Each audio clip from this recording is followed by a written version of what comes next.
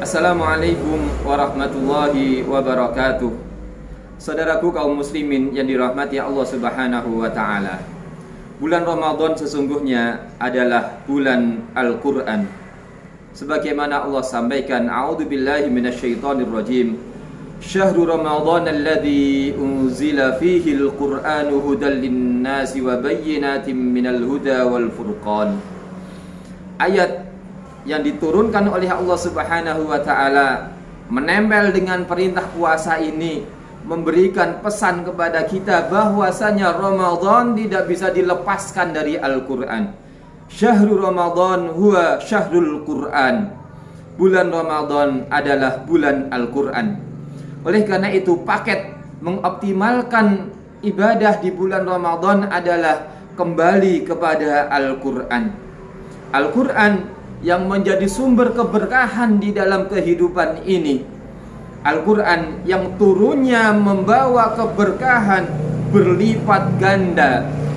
Dengan adanya Al-Quran, dengan turunnya Al-Quran, maka kehidupan semakin berkah, kehidupan semakin terasa indah.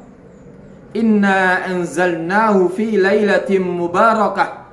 Sesungguhnya kami turunkan Al-Quran itu pada malam yang penuh dengan keberkahan.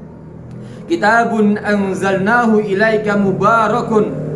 Kitab yang kami turunkan kepadamu Muhammad yang penuh dengan keberkahan. Inna anzalnahu fi lailatul qadar. Sesungguhnya kami turunkan Al-Quran pada malam Lailatul Qadar.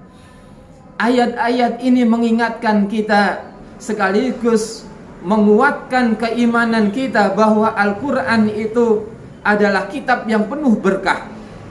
Artinya saudaraku sekalian, kalau kita menginginkan keberkahan di dalam kehidupan, mendekatlah dengan Al-Quran. Al-Quran ini yang siapapun yang menempel dengannya akan dipenuhi dengan kebaikan yang berlipat ganda. Lihatlah malam di mana diturunkannya Al-Quran. Malam yang biasa-biasa saja, tapi begitu diturunkan Al-Quran, maka dikatakan oleh Allah, Lailatul Qadri khairum min alfi syahr. Yang biasa-biasa saja kemudian berubah menjadi lebih baik daripada 1000 bulan. Karena apa? Karena Al-Quran diturunkan pada malam itu. Al-Quran juga diturunkan oleh malaikat yang paling mulia, Malaikat Jibril, yang menjadi perantara turunnya Al-Quran kepada Rasulullah Muhammad sallallahu alaihi wasallam. Kenapa tidak malaikat Israel? Kenapa tidak malaikat Mikail atau malaikat-malaikat yang lainnya? Ruhul Qudus yang membawa sendiri kitab Al-Quran ini.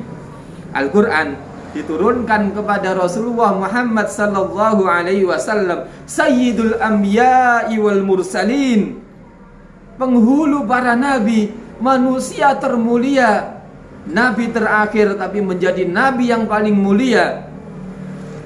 Al-Quran diturunkan di kota yang paling mulia, kota suci Mekah, yang tidak pernah sepi sedetik pun dari mengingat Allah Subhanahu wa ta'ala. Padang lembah yang tandus, yang tidak ada penghuninya.